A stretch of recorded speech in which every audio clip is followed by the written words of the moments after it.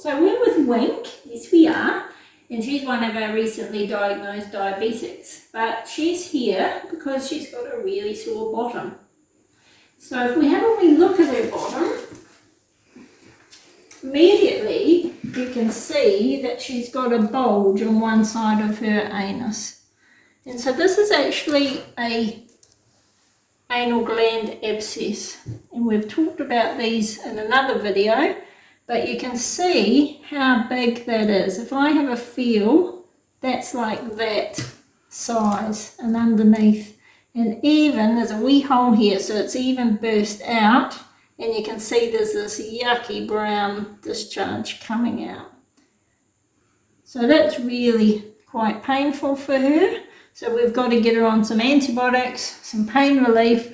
We'll even have a wee go at flushing this out, because this will be a lot of necrotic yucky tissue, partly from the anal gland, and then hopefully that will settle down. So what this is the anal gland normally sits there as a sac, but there's been some damage to that and it's popped and then gone into the subcutaneous tissue around the outside, and then the body's gone, oh, I don't like that, and got a really big reaction, and that's why you've got all this thickened tissue. Plus it's formed a little abscess, and then what abscesses do is they point to the outside and then they burst out. So that's exactly what she's done here. The other side you can see is nothing, it's nice and soft.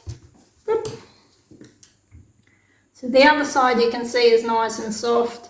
So you can see that this right side's the real problem. And we're going to keep an eye, we're going to get her back every few days and just check that that's shrinking, check that she's comfortable. We might have to flush it again, and then eventually that will all heal down, and then we should be able to squeeze the contents back out the duct like we normally would.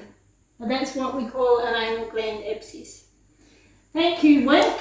Alright, we'll get you on the mend soon. Well done. So we were just discussing her insulin relative to her eating. So she still is eating, but that was just one thing we did discuss, and it's important when they're a diabetic that you realise that if they're not eating their full amount because they've got another problem, or they're unwell, or they're feeling sore, then you have to adjust your insulin dose, because if they're only eating half the amount and then you go and give them their full insulin dose, then they could really over swing to a really low glucose level and be dangerously low. So just always bear that in mind. They've always got to eat their full amount to get their full insulin dose. Thank you, Wink. So we're with Wink again, and it's been 2 weeks since I first saw her, and you can see her anal gland is all settled down. It's all nice and soft now. There's no bulge at all. It's not hard, and she's a lot more comfortable with that. While she's here, we've also just checked her blood glucose, and that's coming better too. So we're just going to tweak that maybe slightly in a couple of weeks, and that should be great. Thanks.